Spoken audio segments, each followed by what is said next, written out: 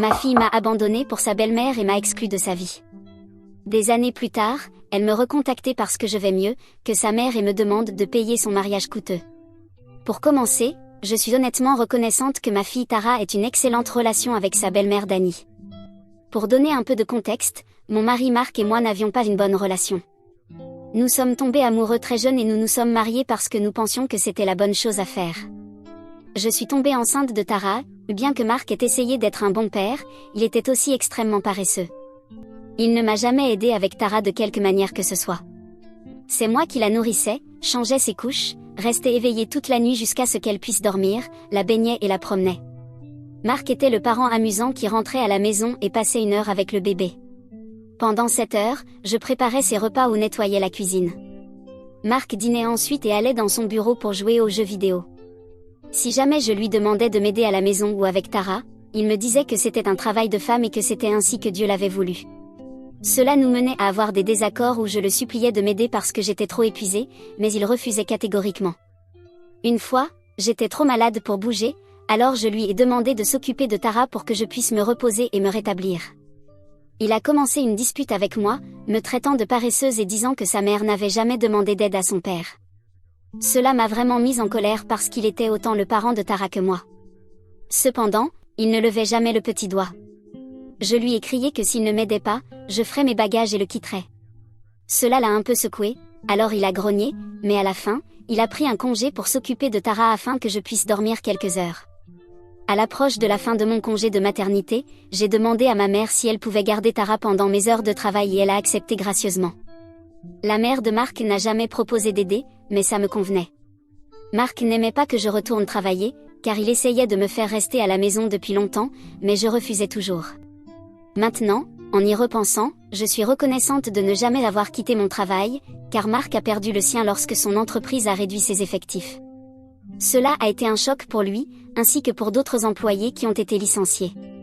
Quand il me l'a dit, j'ai voulu paniquer aussi parce que nous avions besoin de l'argent pour les dépenses ménagères et pour prendre soin de Tara. Cependant, je savais que si je paniquais, il deviendrait encore plus anxieux, alors je l'ai assuré que je prendrais en charge toutes les dépenses de la maison jusqu'à ce qu'il puisse se remettre sur pied. Comme il n'avait pas de travail, je lui ai demandé de s'occuper de Tara pour que ma mère puisse se reposer de ses tâches de garde d'enfant. Au début, Marc ne voulait pas, mais il a fini par accepter. Chaque jour, je rentrais à la maison et trouvais Marc assis au même endroit sur le canapé, jouant aux jeux vidéo, avec Tara jouant par terre à côté de lui. Les besoins de base comme les repas et les bains étaient négligés et je revenais souvent à la maison pour trouver Tara affamée et négligée. Cela me rendait évidemment furieuse parce que, d'un côté, je n'avais pas d'autre choix que de travailler dur pour soutenir seule ma famille, et de l'autre, je me sentais coupable que ma fille soit négligée. Je me souviens que pendant cette période, nous nous disputions beaucoup plus, avec Marc disant qu'il essayait de trouver un travail, mais il ne passait jamais d'entretien. 6 mois après avoir passé ses journées à la maison, Marc m'a dit qu'il voulait suivre un cours de commerce. Il avait toujours voulu créer une entreprise, mais je ne pensais pas que c'était le bon moment, car je voulais qu'il trouve un emploi stable pour l'instant. Cependant, apparemment, il en avait déjà discuté avec ses parents, qui étaient prêts à payer ses frais de scolarité. J'ai été la dernière à être informée, comme si je ne comptais pas pour lui en tant que partenaire. Je pense que c'était le moment où j'aurais dû partir, mais comme une idiote qui refuse de renoncer, je suis restée. Pendant que je travaillais et m'occupais de Tara, Marc est retourné étudier. Finalement, il a obtenu son diplôme et a lancé sa propre entreprise. Elle se portait bien, alors il a commencé à embaucher des gens. C'est ainsi que Dani est entrée dans sa vie. Elle était cette jeune fille pétillante tout juste sortie de l'université et a été embauchée pour être son assistante personnelle. Dani et Marc passaient des heures ensemble, mais je n'y ai jamais pensé. L'idée qu'il me trompe ne m'a jamais traversé l'esprit. Cependant, Marc a commencé à présenter Tara à Dani chaque fois qu'il l'amenait à son bureau et insistait pour que Tara et Dani passent du temps ensemble. Cela m'a rendue un peu méfiante. J'ai demandé directement à Marc s'il y avait quelque chose entre lui et elle, mais il a nié avec véhémence, me disant que je pensais trop. J'ai laissé tomber jusqu'à ce qu'une de mes amies m'appelle un jour et me dise qu'elle avait vu Dani et Marc assis dans un café se tenant la main. Elle n'avait aucune idée de qui était Dani, mais d'après sa description de la femme assise avec Marc, je savais que c'était Dani. Non seulement j'étais embarrassée que mon mari me trompe, mais je savais que tout le monde le découvrirait maintenant. Ce soir-là, j'ai insisté pour que Marc invite Dani à dîner, lui disant que je devais la connaître aussi puisqu'elle travaillait pour lui. Ils n'avaient aucune idée que j'avais maintenant des preuves de ces indiscrétions. Pendant le dîner, je leur ai dit directement que j'en avais assez qu'ils me trompent dans mon dos et que je savais tout. Marc est resté figé tandis que Dany devenait pâle comme une feuille. Je lui ai dit que je me fichais qu'elle couche avec mon mari, car à ce stade, personne ne pouvait sauver notre mariage. Dany et Marc se sont regardés et elle a finalement avoué qu'elle était amoureuse de Marc. Elle a continué en disant qu'elle ne voulait pas que cela arrive et qu'elle était désolée pour tout. Cependant, Marc m'a demandé pourquoi j'avais invité Dany si je savais déjà tout et a commencé à me dire que je n'avais pas le droit de les embarrasser. Il m'a dit qu'il ne s'excuserait pas, car j'étais la première à avoir échoué dans notre mariage. J'ai ricané tandis qu'il continuait à me blâmer, disant que j'aurais dû essayer de le satisfaire, mais que je ne l'avais jamais fait parce que j'étais toujours trop occupée à essayer d'être indépendante. J'ai secoué la tête et lui ai rappelé comment mon travail mettait de la nourriture sur la table pendant qu'il était sans emploi et aussi quand il était en train d'étudier.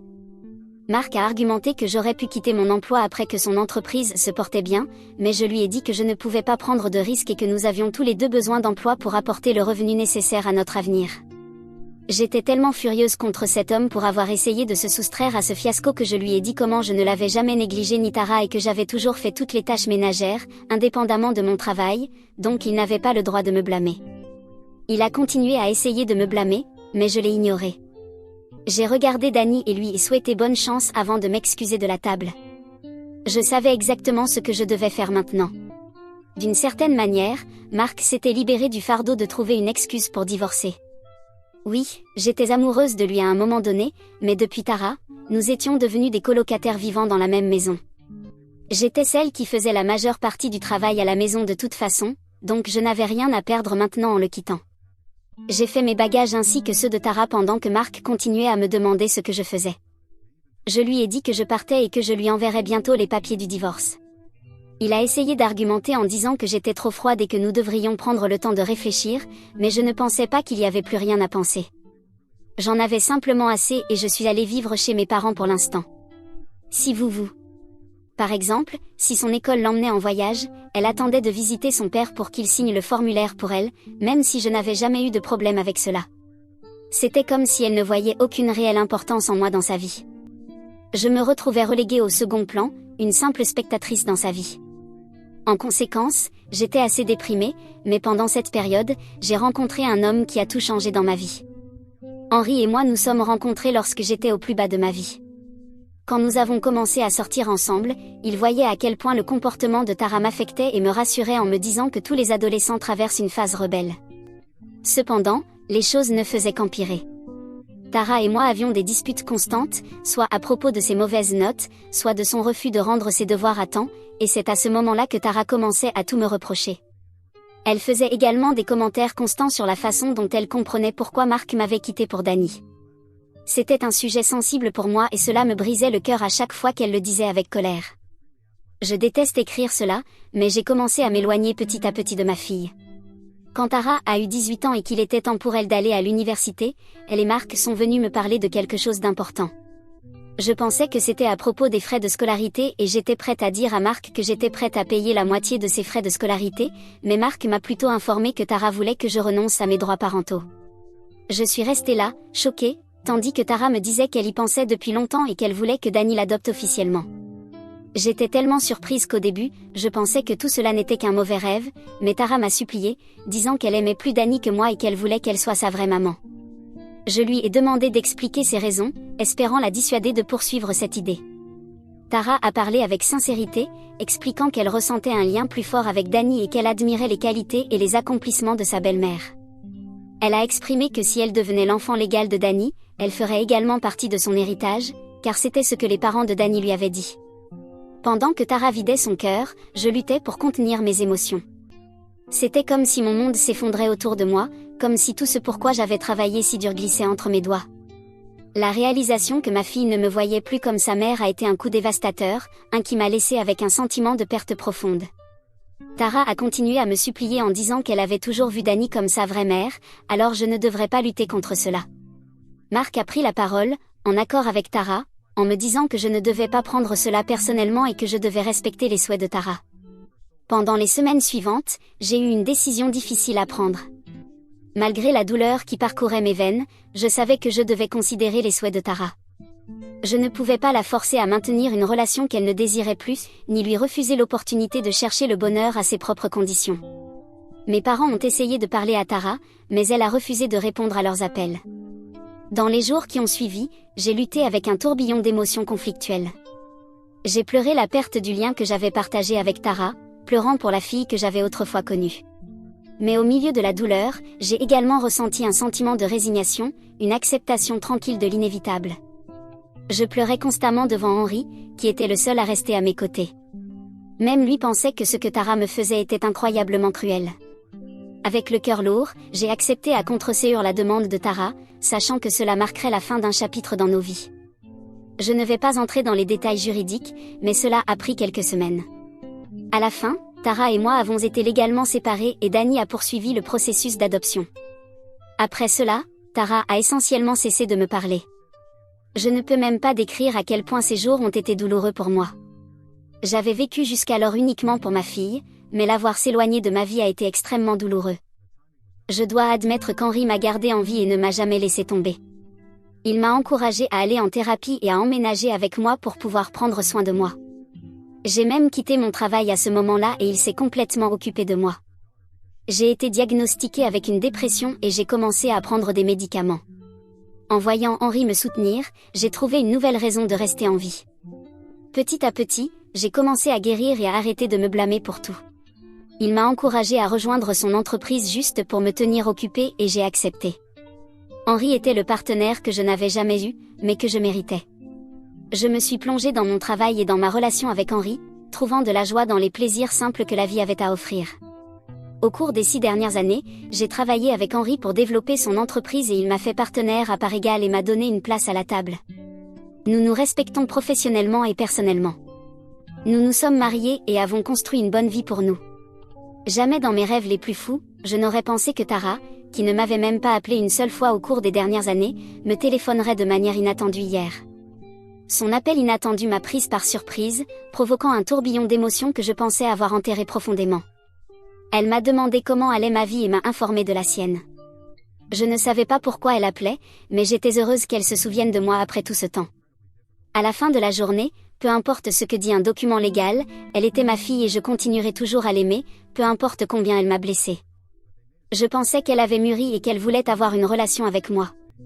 Cependant, c'est alors que notre conversation a basculé vers son mariage à venir. J'étais surprise que ma petite fille se marie maintenant et je ne pouvais pas contenir mes émotions. Tara m'a ensuite informé que la raison pour laquelle elle m'avait appelée était qu'elle voulait que je contribue aux dépenses du mariage. J'étais abasourdie car elle m'a dit que Marc n'avait pas beaucoup d'argent à offrir, car son entreprise avait été affectée par le Covid et ne s'était jamais vraiment remise, tandis que Dany avait refusé de l'aider beaucoup pour le mariage, car elle voulait économiser de l'argent pour ses jumeaux. Tara a continué en me disant qu'elle savait que j'allais bien maintenant que j'étais mariée à Henri, car elle me suivait occasionnellement sur les réseaux sociaux, donc elle voulait que je paie son mariage, car je lui devais tout.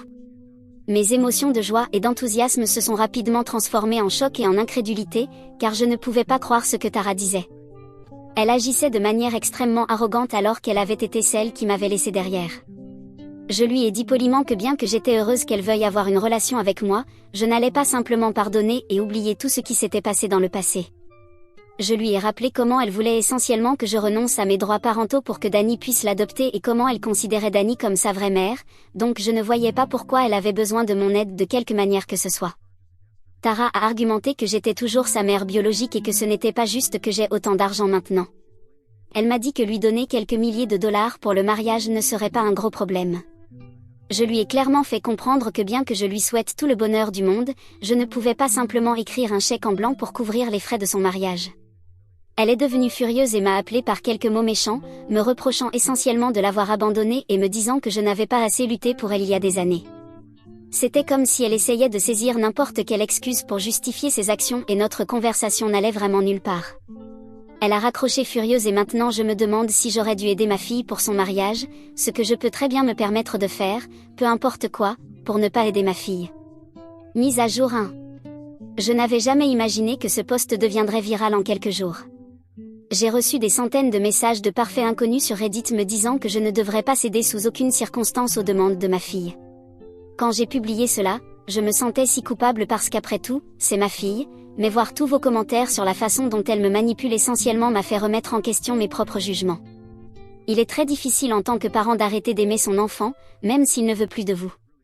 Tara sera toujours mon bébé, mais je dois accepter qu'elle n'est plus une enfant et est devenue une adulte arrogante. Marc et Danny ne m'ont pas contacté, donc je suppose qu'ils n'ont aucune idée que Tara me demande une aide financière. Je ne l'aiderai pas de quelque manière que ce soit et je parlerai également à Henri de cela. Mise à jour 2. J'ai envoyé un message à Tara, comme certains d'entre vous voulaient que je fasse. Chère Tara, je veux exprimer à quel point j'apprécie que tu m'aies contacté et que tu aies partagé des mises à jour sur ta vie. Cela signifiait beaucoup pour moi d'avoir de tes nouvelles et je suis heureuse de savoir que tu vas bien. En ce qui concerne ta demande d'aide financière pour ton mariage, je veux être transparente avec toi sur ma position. Bien que je comprenne ton désir de soutien pendant ce moment important de ta vie, je dois refuser respectueusement ta demande. Depuis que tu n'as jamais voulu que je fasse partie de ta vie, je pense qu'il est préférable pour nous de maintenir la distance actuelle entre nous, car il est important pour moi de prioriser mon propre bien-être et mes limites. Je ne veux rien de moins que le meilleur pour toi alors que tu commences ce nouveau chapitre et j'espère que tu pourras comprendre et respecter ma perspective. J'ai envoyé ce message ce matin et je mettrai à jour ici si elle répond à mon message. Mise à jour 3. Il se trouve qu'elle a vu mon message, mais m'a laissé en vue. Je suppose que la majorité d'entre vous aviez raison, elle ne s'est jamais vraiment souciée de moi et voulait seulement que je paie l'argent sans poser de questions. Henri n'est pas content du comportement de Tara envers moi et m'a demandé de la bloquer pour qu'elle ne puisse plus me contacter avec des demandes injustifiées. Jusqu'à ce moment, j'étais un peu conflictuelle, mais maintenant je vais le faire. Pour ceux d'entre vous qui s'inquiètent pour mon testament, ne vous inquiétez pas, bien que Henri et moi n'ayons pas d'enfants, il a des neveux et nièces, donc nous leur laisserons probablement tout. J'apprécie tout le soutien et les conseils que j'ai reçus de la communauté Reddit. À l'avenir, je me concentrerai sur mon propre bien-être et continuerai à valoriser la relation amoureuse que j'ai avec mon mari.